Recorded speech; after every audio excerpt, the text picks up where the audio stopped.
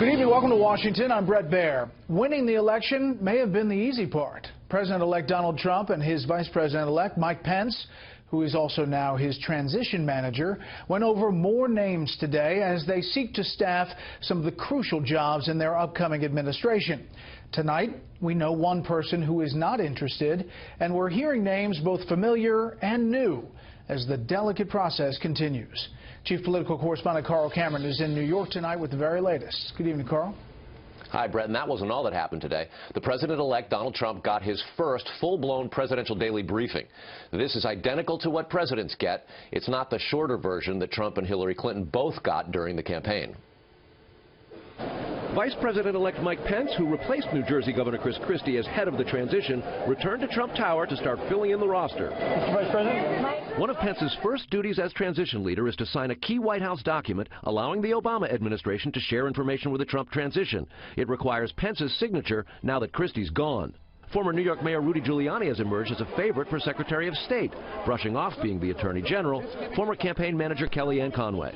We know he'd be an incredible Secretary of State. We know that he would represent this country very well around the world as he went to implement Donald Trump's vision. Trump's campaign finance chairman, Steve Mnuchin, is considered a top pick for Treasury Secretary. We're working on the economic plan and the transition, making sure we get the biggest tax bill passed, biggest tax changes since Reagan. Trump's also considering campaign economic advisor Wilbur Ross, a billionaire investor, for Secretary of Commerce. A draft document of Trump's potential trade reform plans over the first 200 days says, quote, the Trump administration will reverse decades of conciliatory trade policy.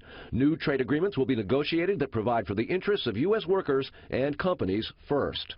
Dr. Ben Carson, the first former primary rival to endorse Trump, was angling for Secretary of Health and Human Services and separately being considered for Secretary of Education. Carson has now told the campaign he believes he'd be more helpful to the movement outside the administration. Newt Gingrich is trying to create a new post for himself, a sort of long-term national White House vision coordinator.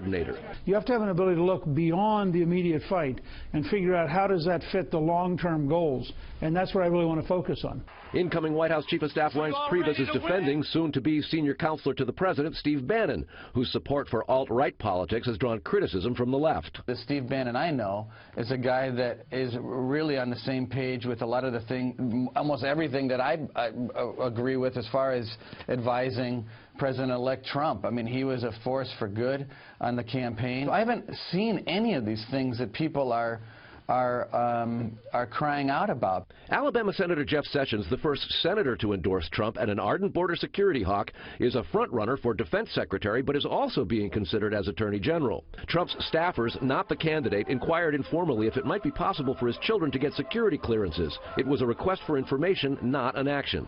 Separately, having called the Electoral College a disaster in 2012, the president-elect changed his tune on Twitter overnight. The Electoral College is actually genius in that it brings all states, including smaller ones, into play. Campaigning is much different.